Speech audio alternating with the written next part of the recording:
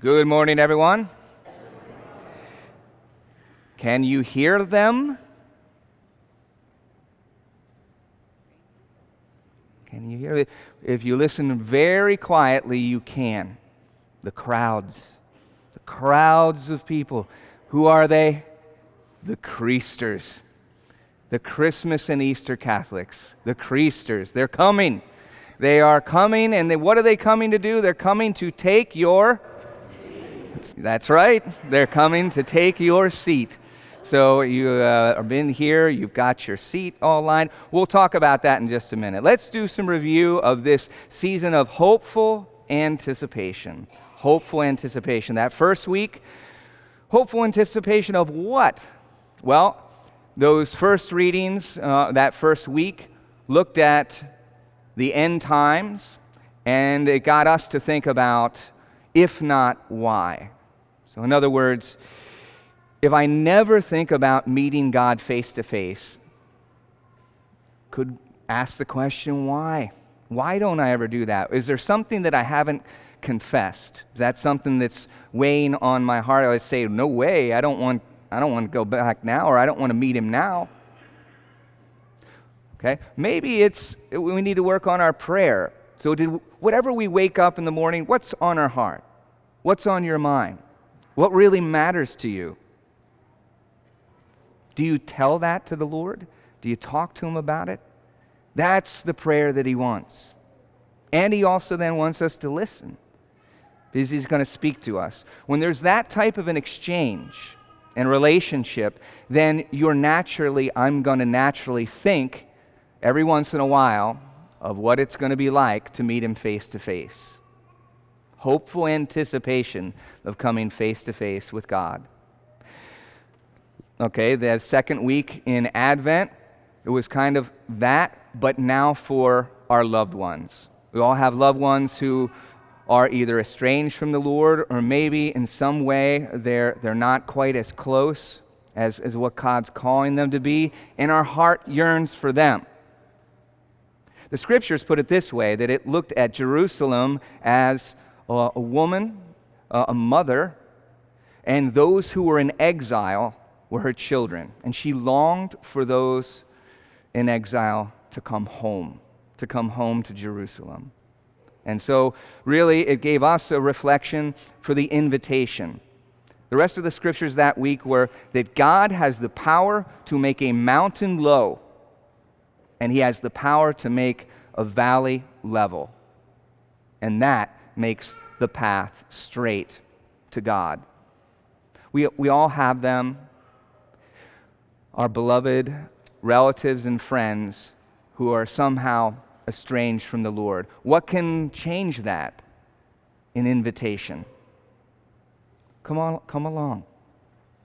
Why don't you come with me? I'm going to confession. Or come along with me. We're gonna go to Mass. Just a simple invitation can make all the difference. Remember, I shared with you that the individual who she was mentioning to me that she hadn't been to confession in a long time. Well, how long was that? 40 years. Okay. Well, I said, well, how about going to confession now? And she did. 40 years of sins gone. An invitation from you and me can make that mountain low and the valley level, making straight the path to the Lord. Last week we heard John the Baptist, and he was there, and all these different people, all the different groups. Well, what should I do? And what should I do? And what should I do? Well, as we're approaching the immediate preparation for the celebration of the solemnity of the Nativity of Jesus, we said, let's begin to wrap our actions in love. Ultimately, if you have a gift, the immediate preparation is to wrap it. Okay. Well, what can we do, especially as things, and I'm not telling you anything you don't know, on the road, people are having less patience. Or I don't know. Am I the only one that noticed that? Okay. Less patience, the same thing in the store. Whatever it is, what annoys you? Who annoys you? Okay. there you go. That's your opportunity and mine to wrap that person in an action of love.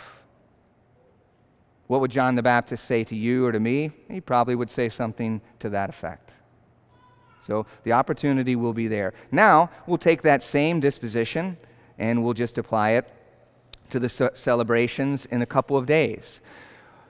Part of it is a joke, Creasters, Christmas and Easter, Catholics, CNEs, those types of things. Let's face it, maybe there's a small percentage here, or maybe a little bit larger, of the congregation that has always gone to Mass every week. But there are a lot of us that had times where we were away. And think of the opportunity that we'll have when this place is it's full now, but it'll be filled to overflowing. And again, I was kind of joking about the seat, but not really. It's human nature that we kind of sit in the same spot, okay?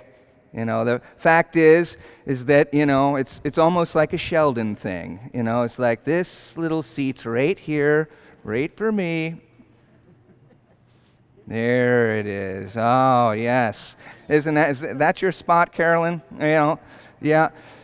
Or there are some of us that are aisle people. Aisle people will grasp onto that aisle. It's like, not moving. All right. Maybe we have an opportunity to give the person a kind look. Maybe you get up and move and invite them to, or just maybe you slide in. And the whole point is to realize and to know already that we're going to be packed in here and there's going to be a lot of people. And instead of having not the slightest bit of resentment, it's more of a disposition that this is God's opportunity to welcome, to find. I remember, it wasn't Christmas time for me, but I remember coming back to church and with something that the priest said, and then there were a couple of other people that said, hey, come on back. Come back next week. And it was just the smallest of words. So, yes, the invitation of the second week, the wrapping of our actions in love of the third week, they all kind of culminate in that moment where we're going to celebrate the solemnity of the Incarnation. And let's do that with true charity as we welcome those people who might not have been here in a long time.